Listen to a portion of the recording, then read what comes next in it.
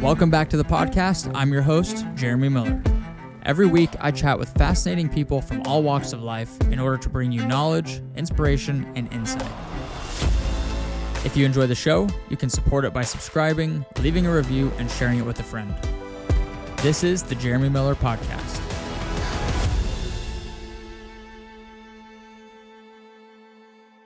All right. Let's fucking go, dude. Nervous, not gonna lie. Bro, don't be. This is like our fucking normal chats. It's pretty much fucking podcast anyway. We're just talking, right? Dude, we're just chatting, bro. I want to try and treat it like just, Never get BTS. like a normal conversation. Bro, you know? I mean, I think But you we and just I have to be recording it. 100%. I literally tell people, like, that's actually how raw it fucking is. Right. Are we rolling? Yeah. Well, All right. I'll kick it off. All right, cool. This is rolling? Good? Let's fucking go, people. That might be how I start this, actually. Just rip it like that. All right. Dude, Matt Choi, welcome to the podcast, man. Glad to have you here. Dude, I'm super pumped, man. This is like a proper pod convo here. Well, this is the inaugural one, and when I was trying to figure out who was going to be the first guest, you were immediately the first person that came to mind because you were really like the main inspiration for me going all in on myself, investing in myself, in my personal brand. So, I mean, without you, we wouldn't be here right now. Dude, I appreciate that. I'm super humbled. And I think when we had our conversation close to probably 8 months ago now, it's been amazing seeing your growth and like the journey that you've been on. And I think anytime someone actually, takes feedback or takes advice and then runs with it and makes it their own, it's kind of what you've turned it into. And I think it's awesome to see. And I'm hoping that it's an inspiration for other people to see your journey and be like, damn, double down on myself too. I could do this, and it's been awesome. Yeah, I think that's one of the coolest parts about it is like you inspired me. And then now I'm inspiring other people, and then hopefully those people are inspiring others. It's just like this big chain reaction. And so I feel like somebody at some point inspired you. So I want to know like what caused you to go all in on yourself and invest in your personal brand and leave the corporate world or wherever you were at. Yeah, I mean, it was a mixture actually. It was an old teammate of mine. His name's Hakeem Valles, and he played in the NFL for a couple years. And after football was done, he had a kid and he started investing a lot into real estate and his own personal brand.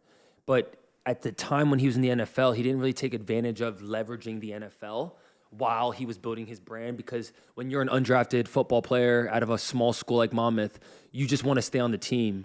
By creating content like a Juju Smith, you kind of create this distraction where are you keeping the main thing, where football, like they just want you to be football players. They don't want you to build businesses. They don't want you to do things outside of it, right?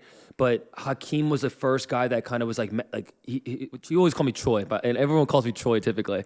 But he was like, dude, like you got that shit. Like you have the personality, you have the work ethic, you have the discipline, you have all these traits, and we've known each other since college. So we kind of saw ourselves at that stage of life.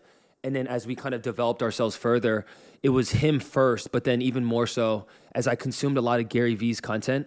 Gary Vee became my mentor, my role model. I wanted to be just like Gary in the sense of how he treated business, in the sense of how he treated people and his emotional intelligence around all of those things.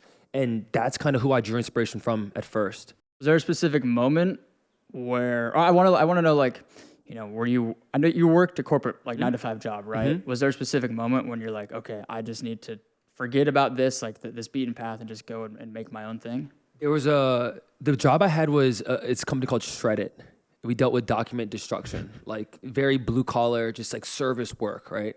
And the position I had was a manager in training, where basically they wanted to throw you in the fire of learning every piece of the business, whether it was the operations, sales, or like the actual service. So like those aspects, like it kind of like, it made me understand the full picture of how the business operates. And the biggest lesson I learned was you have to treating the CEO with the same level of respect as like a janitor. And in this case, the lowest level employee. Because I would go in the service trucks. I would work in the warehouse with low level employees, people that didn't have college degrees, right? And I'm over here sitting like, damn, I just graduated college and I'm over here destroying paper and having to destroy medical waste and all this shit, right? I think the moment for me that happened was I always was in like a growth mindset, even at that point in that job. After school and after football was done, I kind of lost my identity of like who I am as a human. Like, who is Matt Choi? With football's done, if that's not your identity anymore, like who am I as a human? And I think I was just going through my own like mental like anxiety and depression of like trying to find purpose in this world.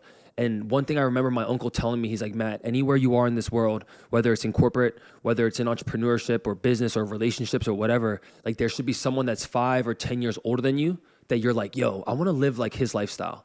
I want to be a father like him. I want to be an entrepreneur like him. I want to be whatever, fill in the blank.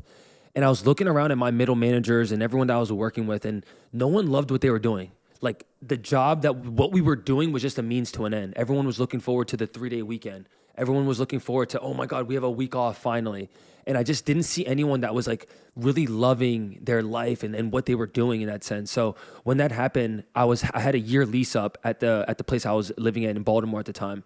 And I was living with 3 other roommates, 2 guys I knew from high school. And that was like when my lease was coming to an end, I was almost in that moment of like, I'd rather get back into personal training and move back home than keep this job than just kind of going through the motions in that sense. So that was kind of the moment for me where I was like, all right, there's an opportunity here now where it's like, I just got to take 2 steps back to then make 3 steps forward.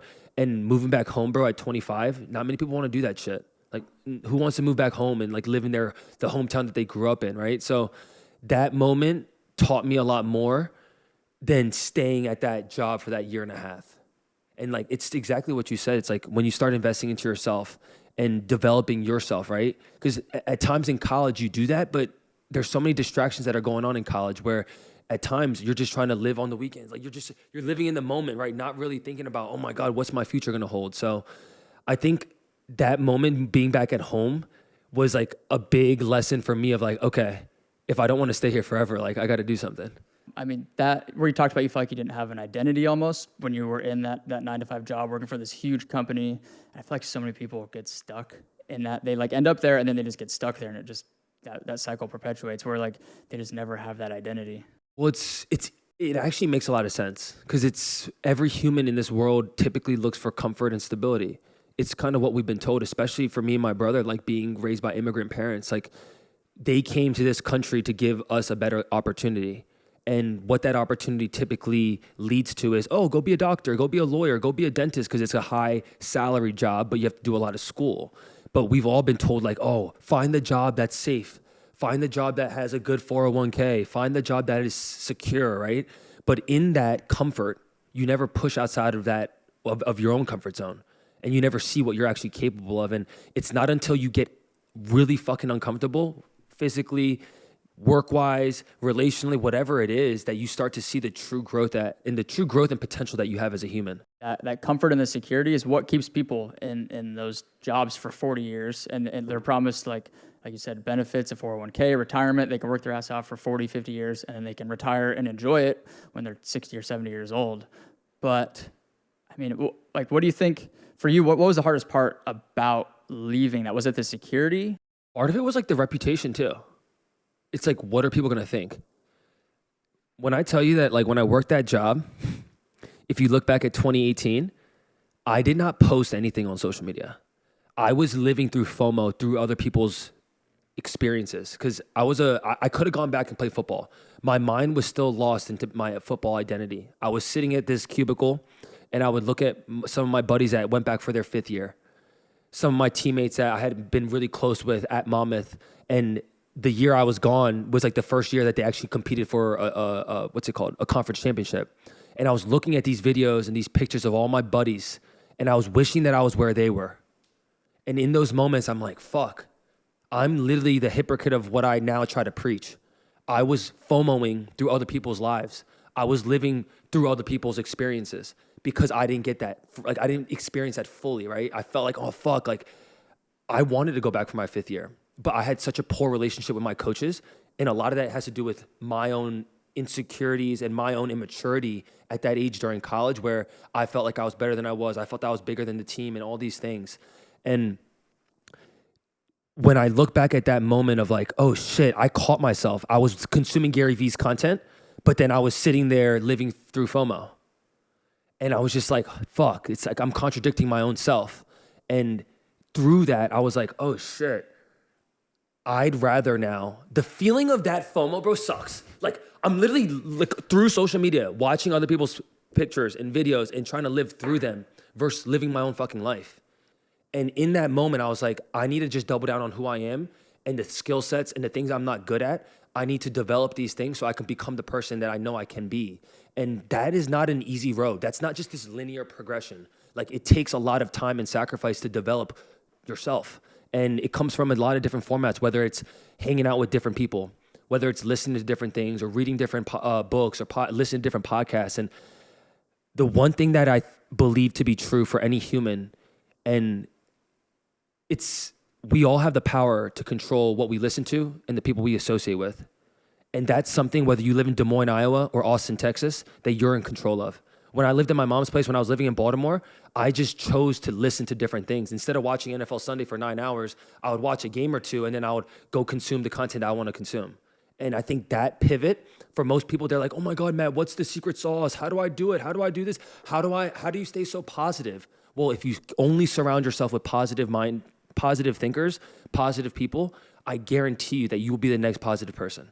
Yeah, I think we're products of our environment, more or less, right? So the great part about that, though, is you can create, for the most part, your own environment. You can choose what kind of content you consume. You can choose who you follow on social media and what you engage with. And even more so, you can choose what you let influence you. And so having those people like Gary Vee and these people that you look up to as inspirations, it's just so powerful to constantly consume that stuff, because you can go the other way too and just consume, a bunch of like negative political stuff, and you just think the world sucks, and then in turn your day-to-day life sucks because you're consuming all that negative stuff.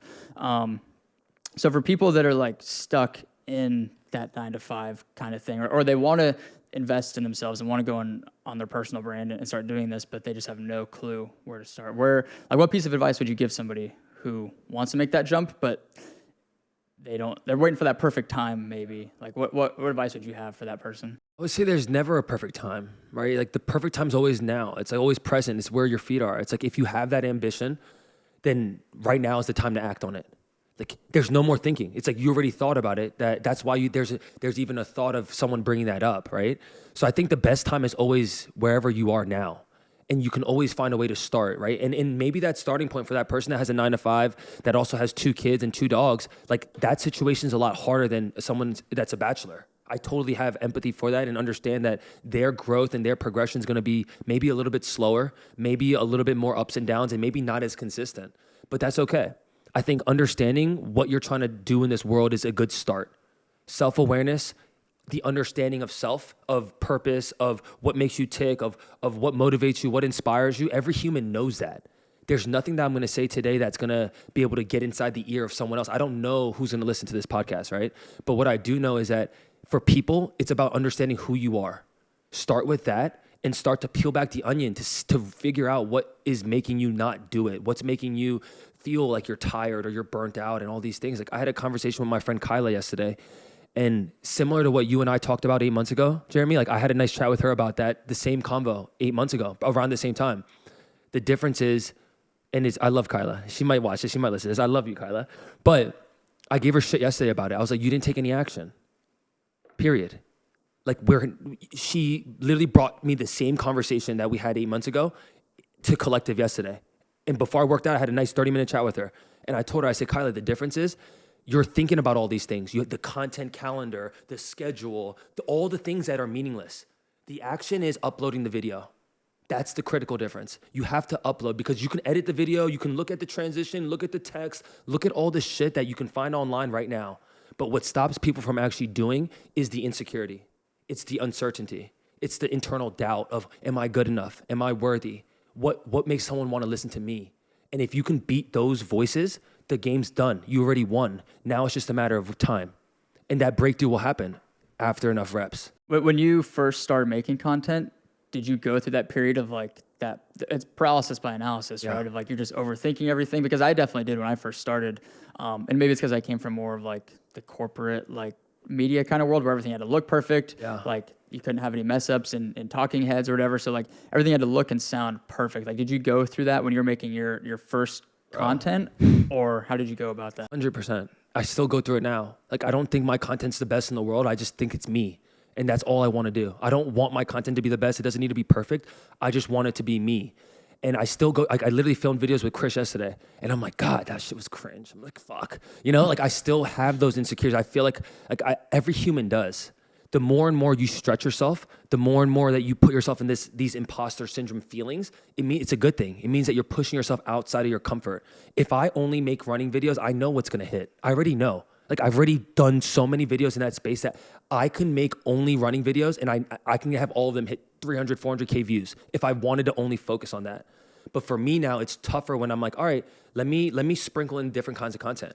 And those moments, I feel like I'm stretching myself. I feel like, oh, fuck, this video wasn't that good, or I don't know if I'm really confident about what I said. So I think that feeling will always be present. You talk to any of the biggest entrepreneurs, biggest content creators, Casey Neistat, Emma Chamberlain, Logan Paul, Jake Paul, everyone has that. We're all human, bro. There's no way, no matter how many reps you take, we're not robots. We all have feelings. We all have insecurities. We all feel like, oh shit, maybe today's not the day. But I think what happened for me was I was just patient as hell along the process, and I knew that I'm gonna do this for the long haul. I didn't care that only 30 people liked the video or that only 50 people watched it. Like, it was irrelevant for me because I knew that I was gonna make another video the next day, and if no one watched it yesterday, they might watch it today. And it was just that delusional self-confidence of, at the end of the day, if I'm in this for the long haul, if I actually believe what Gary Vee has preached of stay patient, you're gonna live to 100, you're gonna be able to do this till you die. Like, I just had that ingrained in my framework that it didn't bother me that no one liked the video. Even right now, Jeremy, I try to make videos that no one really like fucks with, to just see, if I'm as confident in what I preach as I say I am. Because at the end of the day, I want to always test. I always say this shit. In sales, people say ABC, always be closing. In content, it's ABT, always be testing. Testing new shit is the game. It's how you stay creative. It's how you don't burn out. And for me, having mentors in this space, they've always been preaching me that, like, Matt, do something new. Do something that doesn't get 100K views. If it has 5,000 views, analyze why it wasn't that engaging. And I'm like, fuck, it's a great way to think about content. Yeah, I think you mentioned confidence in there and having delusional self-confidence. I think that's what deters so many people. And that's what deterred me from doing it for so long, was because I'm like, I'm just some guy from this small town in Wyoming. Like, why should anybody on this planet listen to what I have to say? And like, I just didn't have that confidence. And then through the reps of like going out and doing like big running events, or, you know, doing things that over, you know, a day-to-day basis slowly started giving me that confidence. I felt like I could finally start talking about those things. But do you think that that self-confidence, like, where do you think that self-confidence comes from for you? Like, were you born with that, or is that something you had to learn and just like develop over time through putting all the reps in? I think it came from football first. And being Asian and playing football or being good at football is such an anomaly in its own right. So many times of me growing up, like me and my brother always been looked at differently, because when you're Asian playing a sport that's predominantly played by African Americans, you always have a chip on your shoulder. There needs to be a level of delusional confidence of like, I can compete with these guys. It doesn't matter what I look like or where I came from. So I think from football, I put in more than 10,000 hours of work. And if you talk about the outliers, Malcolm Gladwell, of what it takes to be a pseudo expert, I put in 20, 30,000 hours of work for football when it came to lifting, speed training, film, actual practice, and all the in-between of all the shit, right? So I knew for a fact that if I was able to do it in one thing, that I can take that same exact confidence, same exact work ethic, same exact discipline and accountability and all of those traits that athletes learn through whatever sport they play, and then put that into something else.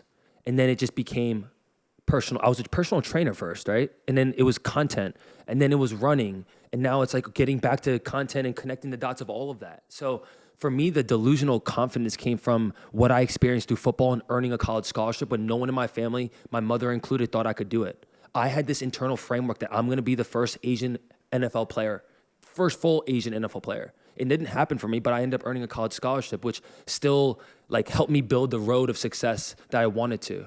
And even though I didn't get the end result, I think that's another life lesson. Like, you could put in all the work, you could put in all the time, you could put in all the sacrifice and dedication. And honestly, sometimes you still don't get what you want.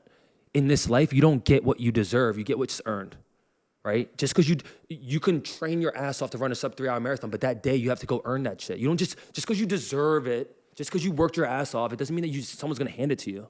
And I think that's the biggest lesson I learned through football. And then it's translated into business, entrepreneurship, content, running, and all these things now. I think it's so easy to look at people like yourself, like you've got, you know, hundreds of thousands of followers and millions of views on all these videos, and somebody who's never posted content, be like, I'll never, say they post something and then it gets 50 views and then they give up because like, nobody's watching this. What's the point? I think that comparison, it's the saying of comparison is a thief of joy, right? Like if you are constantly just looking at these people that are further and further ahead of you and looking at it with a negative mindset of like, oh, they're so much further ahead, I'll never get there. Like it's such a horrible mindset to have because that means you're not willing to put in the reps to get there because that person, it's not like they're an overnight success. It takes 10 years to become an overnight success and continuously, like you said, the 10,000 hours of working on it. And so you talk a lot about like creating versus documenting, which I think comes from one of your inspirations, Gary Vee. Yeah. Like on a day-to-day basis, how do you kind of navigate that creating versus documenting? Because it's not, I think the line is blurred between the two sometimes. I agree. So like, I want to know how you navigate. I think those two. now it's interesting because I think every creator goes through different phases of content and like different phases of their business as well. Like it was a lot easier for me early on to just document everything, right? From what I was eating to how I was training people to the workouts that I would do and all these things. Cause I didn't really, once again, I was throwing pasta on the wall, right? And I think as you do that, you build the reps and build the muscle of creating content, which is awesome, and documenting your journey. But I think now where I sit, it's like when I'm getting hyper focused on a business venture or something specific, then I'm getting a lot more intentional with the type of content I'm creating. So it becomes less of documentation. It becomes more creation of like, hey, this is the video. This is the hook. This is the meat and potatoes. This is the call to action. And I know what I need to say, what I need to hit on to make that video resonate with whoever's watching it. But I think what I do now is in my long form content, I just try to document my day, whether it's in a day in the life or whether it's just showcasing and bringing people along the journey when I go train with an Olympian or train with an Ironman or whoever it is, right? It's easier for me now to vlog a lot of my documentation because it's one, people are now actually like feeding into the long form content for me. And it allows me to also humanize myself and showcase that, hey, I'm still learning. I'm not the best at what I do. I'm still out here trying to educate myself and take tips and tricks from other people, right? So I think the fine line between both is that when you're starting out, everyone's like, oh my God, what's my niche? I don't know exactly what I'm going to talk about. And that's the punchline. You don't know it yet. So you should document your journey, document the coffee shop you go to. What do you get at the store? What's your makeup routine? How do you get ready with me? Like document everything so you can see what sticks with your community. And I think that's been the biggest lesson is like, as humans, we're always evolving. As creators, we're always evolving. And same thing with brands and businesses. And if you stay stagnant with what you've been doing to get you where you are, the next person or your competitors are, if they're always pivoting and they're always adapting to their environment or adapting to new technology, then you're going to stay very stagnant. So I think for me, it's always been, all right, like what's happening in culture right now? What's happening in pop culture? What's happening with these platforms? And how can I adapt my content to make it fit and to make it resonate with the community? I think the documentation is what gives it the longevity, right? Because if you're creating, a lot of times you're just following trends or you're following what other people are doing because like if you have to manufacture something every day, like one, it's not authentic, it's not relatable, and you're most likely just copying somebody else. And so that I think that the documentation side, as opposed to creating, is what makes it authentic and genuine content. Like there's so many people that I follow and they have the consistency game down where they post every single day, but they don't grow. They're not like providing any value. And it's probably because they're focused more on the creating rather than trying to just document. And again, it just comes across as not authentic or genuine. Is that something that you really focus on? Obviously, it's just like being your most genuine self. And that's where the originality comes from, right? 100%. I mean, I think the biggest compliment I can get, there's always two things people always say to me is, dude, you're a lot taller than in your videos. I'm always like, I guess that 0.5 angle, it just like it creates that illusion. But then the second thing is always like, dude, I've seen a lot of creators where like I meet them in person and they're not really like what they're like in, like on their videos, you know, like it's like always that disconnect. And I think when people tell me that, I'm like, one, I'm super humbled that anyone even has the audacity to like come up and say hi to me. Like it's super humbling. At the same time, it's like anytime someone does that, like I remember being in those shoes and seeing a Gary Vee, seeing a Nick Bare and being like, oh my God, that's him, you know? So in those moments, I just try to be as present with whoever's right in front of me. Even though I know there's all this other shit happening internally, there's things happening with my internal team, whatever it is, wherever I'm at. But I just try to stay super present with whoever is right there in front of me. And I think to your point, That's my whole goal. I think everyone tries to follow trends or follow the fancy TikTok dance when in reality, just be who you are. Because at the end of the day, that is something repeatable. You don't have to follow a script or buy a course or buy a book on how to be you. No one else knows how to do that shit. So if you can lean into your authenticity, if you can lean into like genuinely like who you are and what you're about, it's always a repeatable strategy because it's evergreen. You're always going to be evolving. You're always going to be developing your skill set. So I always think about content as like, what's repeatable content? What content can you do? Like the what I eat in a day videos are great content because it's repeatable. You're going to train for a 20-mile run, half marathon, whatever the distance is, but it's engaging. And that type of content is proof that it's repeatable content, but it's nuanced every time you do it. When you were trying to, find your niche or, find your purpose within the content space, what led you to running? Was it just obviously you're not just a runner, like you do all things within fitness, but is that just a byproduct of like you being yourself, or did you like intentionally seek out running? Because you were never historically a runner, right? Yeah. So it happened during the pandemic. So I was living at my mom's house at the time, and I was a trainer. I got laid off as a trainer because every gym in Maryland got shut down. So I was on unemployment, and I'm like, all right, I'm sitting here. I'm like, there's a couple, just like most people, you have a couple options. You either sit at home and keep drinking and just relaxing and eating and just whatever, or you find a way to build fitness into your lifestyle, even when you don't have all the sexy equipment, right? So I had my neighbor install a pull-up bar in my mom's garage out of a PVC pipe. And then I was reading Can't Hurt Me by David Goggins. Good one. And that book changed my mindset. To your point, Jeremy, like 2-3 years ago, I wouldn't have volunteered to run a marathon. I wouldn't even fathom. I probably couldn't tell you how long that distance even is. But my story, and I think what's helped me along this journey is that it's a story that's relatable for a lot of people. Doing things that are uncomfortable is what a lot of people aspire to do. Very few people do it. And I think for me, when I was documenting that journey of first marathon, cramped at mile 18, full body cramps because I didn't bring any nutrition or any hydration, just running like an idiot. Then I was doing the Goggins challenge, 4 miles every 4 hours for 48 hours. And I was doing these challenges that were obscene that people couldn't fathom. And 4 months ago, I just got into running, and they're like, how the hell is he doing all this shit? And I just got obsessed with this pursuit of challenging myself. And that's how I found running. It was all through the pandemic. It was because there was nothing else I could, there was not as many no friction hobbies that I can do. Like, I love running because it requires very little. A pair of running shoes and a good attitude. And you do that, you can go as far as you want, as short as you want, whatever it is, but you can do it. And no one teaches you how to run. We just all know how to do it as humans, whether you're an Olympic sprinter or you're a 9-to-5 father. Like, you know how to do it. You could tie your shoes on and you can just start moving your body. But that's how I found the running, was through Goggins' story. And then I resonated with it, and I'm like, let me see what I could do.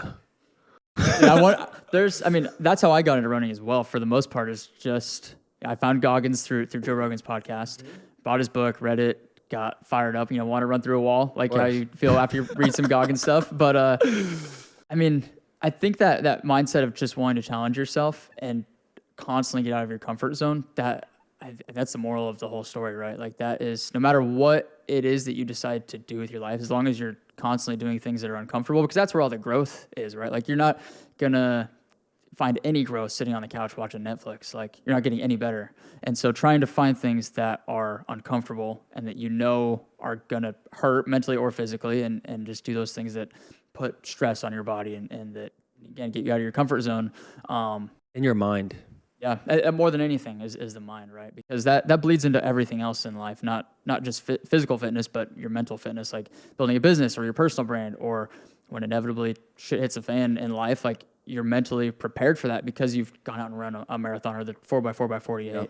Yep. Is that kind of like the approach you take to running now, is like using it as a tool to build that mental fitness? 1000%. People always ask me, like, how do you stay so positive? Like, what is a bad... My buddy Aaron Alexander, he asked me this question. I was like, oh, shit. I really thought about it for a second. He's like, Matt, how do you stay so positive? Like, what does your bad day look like?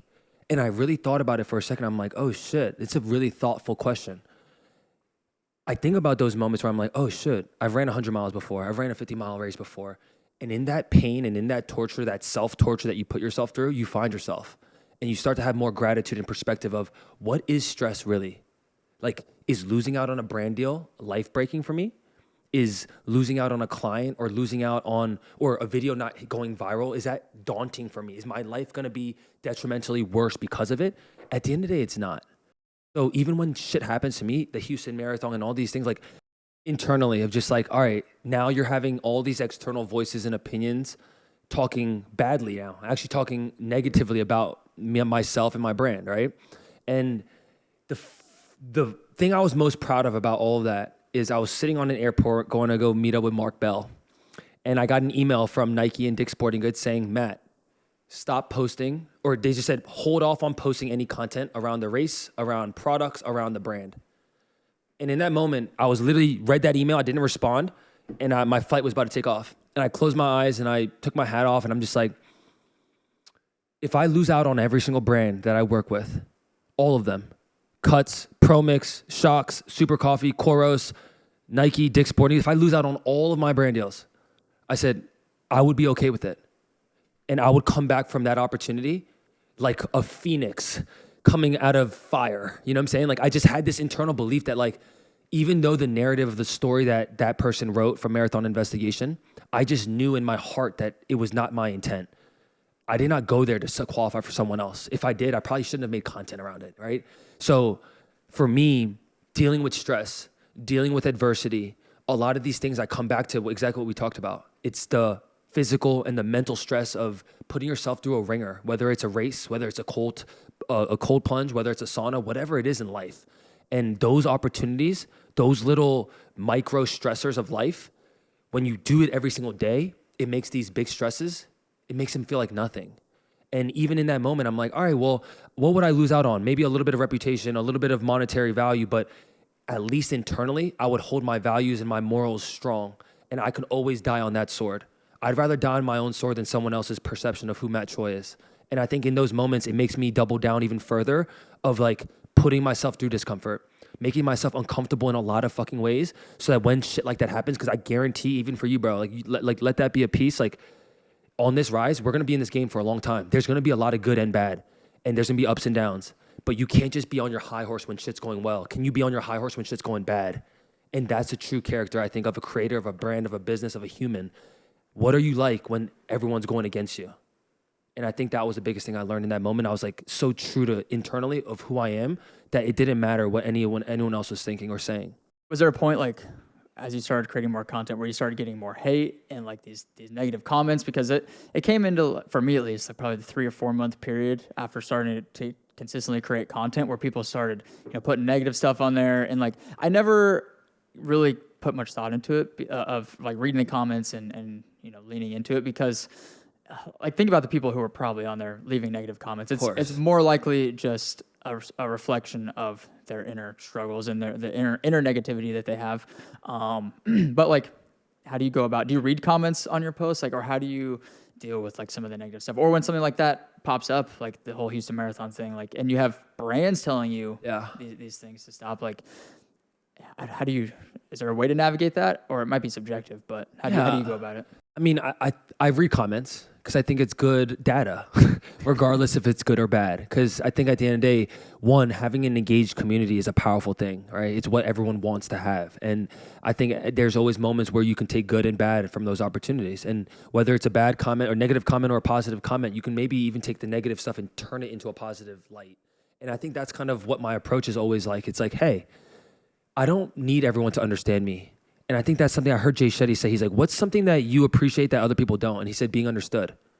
Like, I don't care if people don't get that I'm different. I don't care that. I really don't. Like, if I'm at peace with my own mind of who I am as a person, that's all that matters. And I think so many people seek the outside validation. They're like, oh my God, dude, am I on the right path?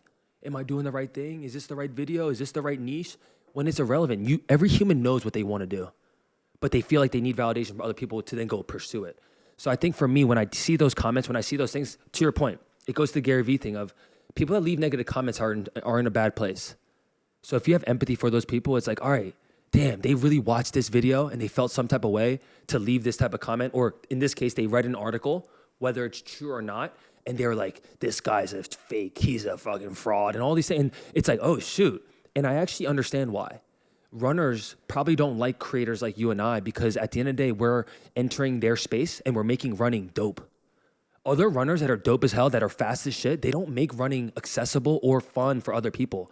People like you and me, people that are in this space that are coming up now, that are just sharing their journey, are making this sport what it is. You talk to any race director, Jack Murray's a great example. He's like, Matt, at the end of the day, the people that are so upset about what you did, they're sitting on their couch looking at what you're doing, wishing that they can work with Nike, wishing that they can do X, Y, and Z. So at the end of the day, for us, it's about making this sport more accessible to people that are not runners. And that's what you and I are doing in the current state. Runners just want runners to be involved. They don't want Joe Schmo, person on the couch, to get into running. So it's one of those things where it's irrelevant what people are saying, as long as you're clear in your own head of, what am I trying to do? What's my purpose? Like, am I trying to make a positive impact? And if you actually know the answers to those questions, you're not gonna be able to please everyone in this world, so you just shouldn't try to. I think that's one of the best parts about your content and my content is like, neither one of us are elite athletes. Like, we're not running Olympic trials qualifying times for marathons or winning races or anything. Like, we're more or less just these average guys who got into running, got into fitness, and are just documenting our journey. And I do get like a lot of, I would imagine you get a lot of the same shit of like, who are you to like talk about this stuff? And it leads to imposter syndrome, because you're like, I know. I'm like why? Am I credible? Right. Like, why are the people listening to me? But again, it's just showing your process and your journey, which therefore hopefully inspires other people to, go out there and think, I might not be an elite runner, but I can go try and run my first half marathon. Who gives a shit what the time is, right? That's the whole point of it, is to put yourself out there and be relatable and hopefully inspire other people. There's two things there. One, I love this saying of like, there's someone out there that's less credible than you are, that's monetizing, that's taking advantage of it. So you have every right to do it, period. Then the next thing is the Hormozy thing of, instead of saying how to run a marathon, how to do this, how to do that, we just say how I do it. This is what I eat. This is how I train. And that's a lot less preachy of this is the right way. The funny thing about marathon training and running and all these things from these experts, people act as if there's like a one-stop shop of like, this is the right way to do it. You will ask anyone that runs a marathon or even coaches, every plan does not work with every athlete. You need to make plans individualized, just like a diet. So even when people ask me like, Matt, like, can I use your marathon program? I'm like, you can use it, but it's irrelevant if you can't hit the splits, if you can't hit these paces, because you're going to then just burn out, right? So I always go into that mindset, how I do shit, not how to do it. And it'll help someone that's a creator right now to not feel like they're preaching their message. It's just sharing your journey, and that's it. That's a really good way to put it. So as a content creator, I think a lot of people might ask, like, why should you be a content creator, or why should you invest in yourself? Like, why not just go start a business? Like, why do you need the content with it? Like, is there a purpose do you just love making content, making TikTok videos? Like, are you passionate about that, or are you passionate about like growing a business eventually and then using the audience to leverage to build a business? Or like, what is why content creation? Why content creation? It simply has to do with attention, period. Like you just said, I want to grow businesses. I want to do all those things. But in the current state, how to take advantage of it right now is by building a personal brand. The best way to do that in terms of affordability, in terms of less friction, is by making content online. Social media has now allowed any human to have a voice. So that's the pitch. It's that. You then build out your audience and your brand. And then when you then have the business venture, you have the idea or the product, it makes it much easier to promote and to build. Now, making content is not the only way to build a business. It's very simple, because you can go to a VC, you can go to get capital, there's many ways to build a business. But in terms of to actually do it for a small business or someone that is aspiring to enter this space, this is the least amount of friction to do it.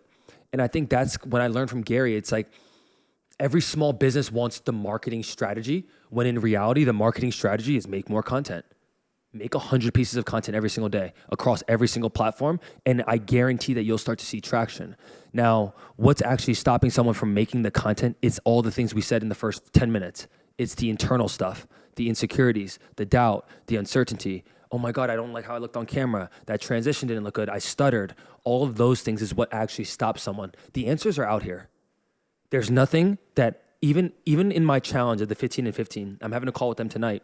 I'm going to tell them straight up that there's no resources. There's nothing that I'm going to tell you today that you have not heard of or that someone better or smarter than me has not already created. But I want to help you get out of your own head. If you get out of your own way, the life happens really, really fast for you. It's quick. It's easy. That's the game. But people stop themselves. It's not the strategy. It's not the tactics. It's none of that shit. Because right now we live on Google, right? You can ChatGPT everything. You can look everything up. But what stops someone from uploading is something internal. Once you overcome that internal battle, you win.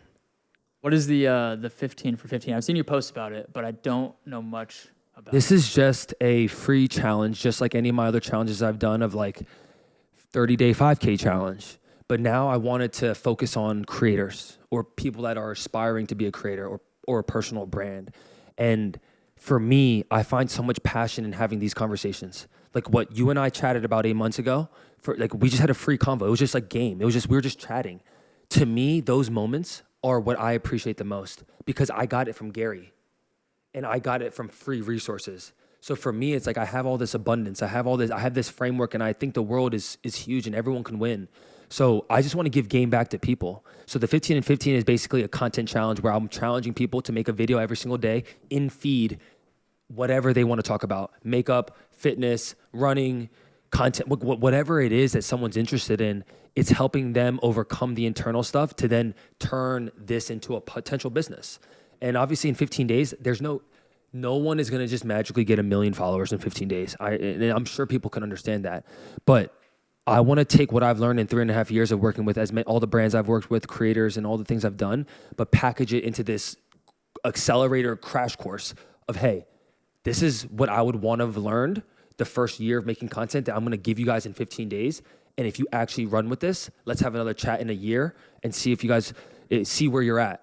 And for me, it's just an opportunity to give back to my community and to also talk about things that I might not have gone so deep about, like partnerships, like the business side of the creator economy and all those things that I am super passionate about, but I've kind of stayed in the running thing because it's been blowing up, right? But any creator, if you only talk about the things that are just going viral, just like for a female or a guy that's a good looking dude, like if you only post shirtless pictures or bikini pictures, then that becomes a victim to your content. Like then you're only going to get likes for that type of content and no one's going to know who you really are. So this is a challenge not only for the people, but also for myself.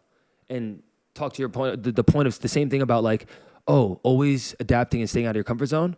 This is just like another thing for me where it's like, it's not a physical thing. It's just like a business and an internal thing.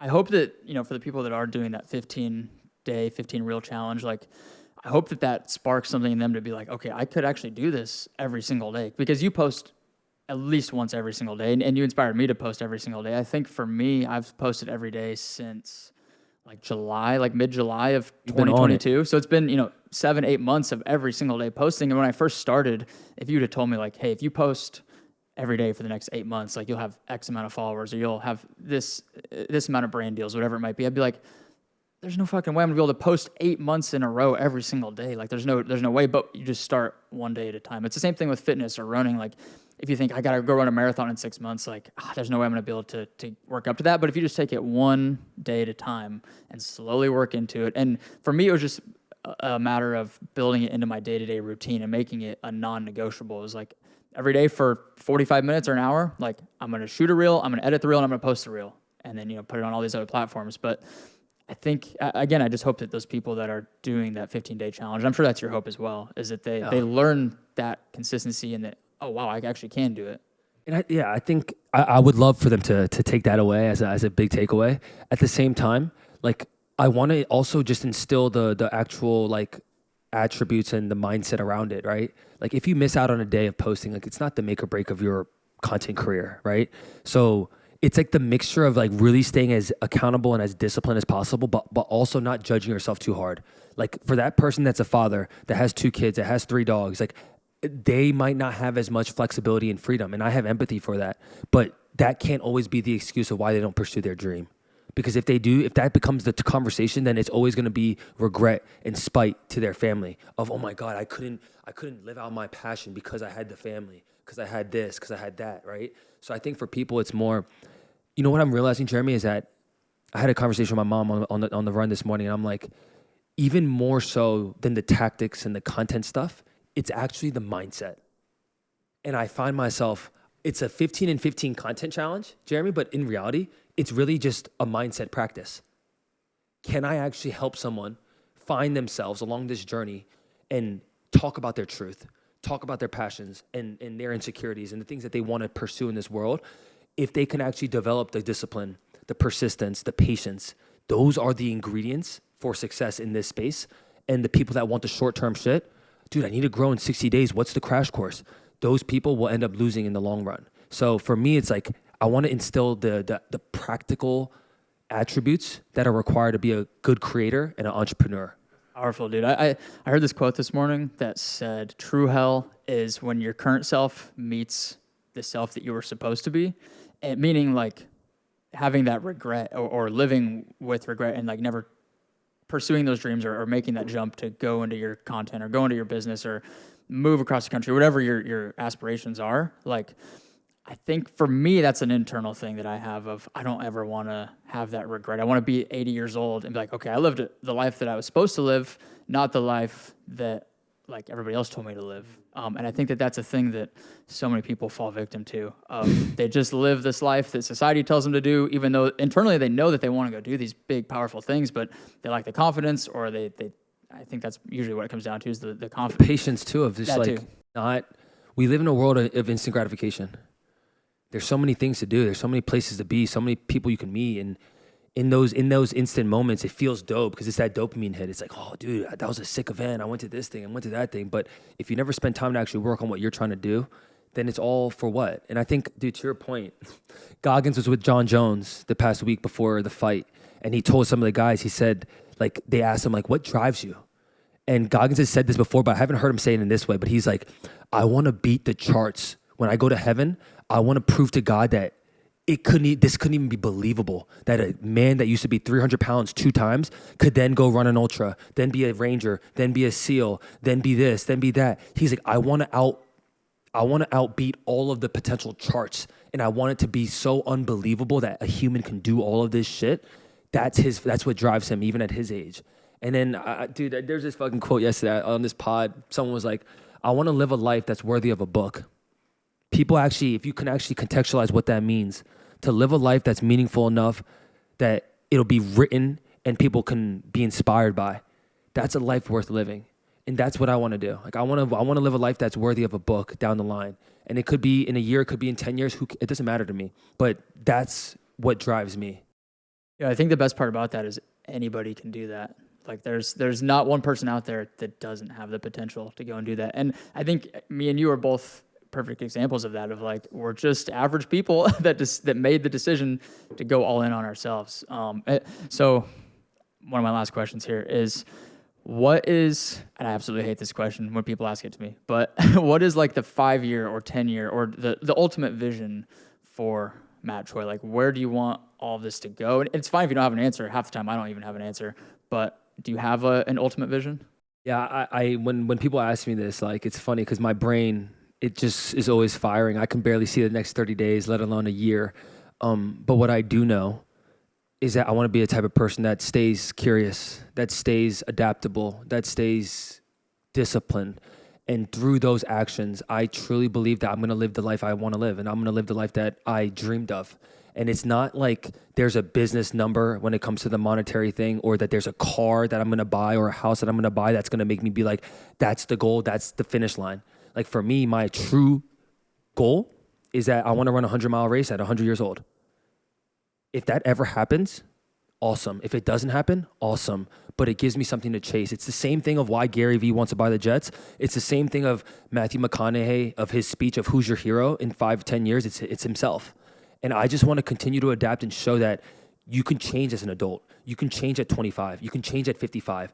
Literally, bro, I had 3 business ideas in the past 2 weeks, and I dumped 2 of them, and I'm like, I was gung-ho about these 2 ideas, and I'm like, we're gonna freaking run with this. And then I'm like, talk to a mentor, and he's like, Matt, maybe you should reconsider. I'm like, you're right.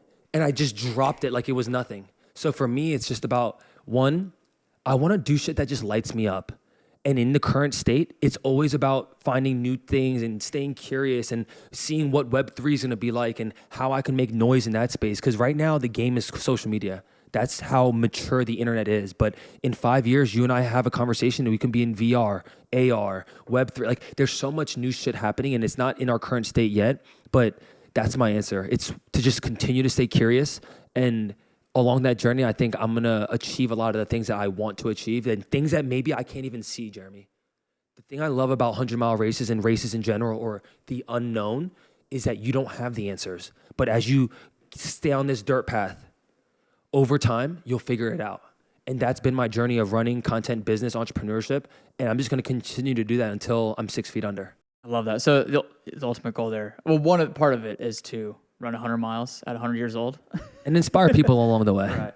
Yeah, I think that's, I struggle with this question all the time of like, what is my ultimate goal? And I think you hit it right on the head of just stay curious every single day. Like, I might get into jujitsu. I might get into, I don't know, yoga, whatever it might be. Like, just try everything. And I think that's one of the biggest pieces of advice that I tell people too, is to, if you don't know what you want to do, just try everything. Like, try running, try lifting, try CrossFit, try cooking, whatever it might be. Like, you're never going to find out what you love or what you're passionate about if you don't try all these different things. The quickest way to find out what you want to do is to find out what you don't want to do. Man, well, appreciate you coming on, dude. Dude, this has been so much fun. This is, I'm excited to see the savage list of guests of people on this podcast. This one's going to be tough to top. I'm sure you'll quickly find someone that can top this one. Appreciate you coming on, man. It's been a pleasure. Always, bro. All right. Boom. Thank you so much for tuning into the show. If you enjoyed this episode, please make sure to subscribe to the channel, leave a review, and share it with a friend. We'll see you in the next one.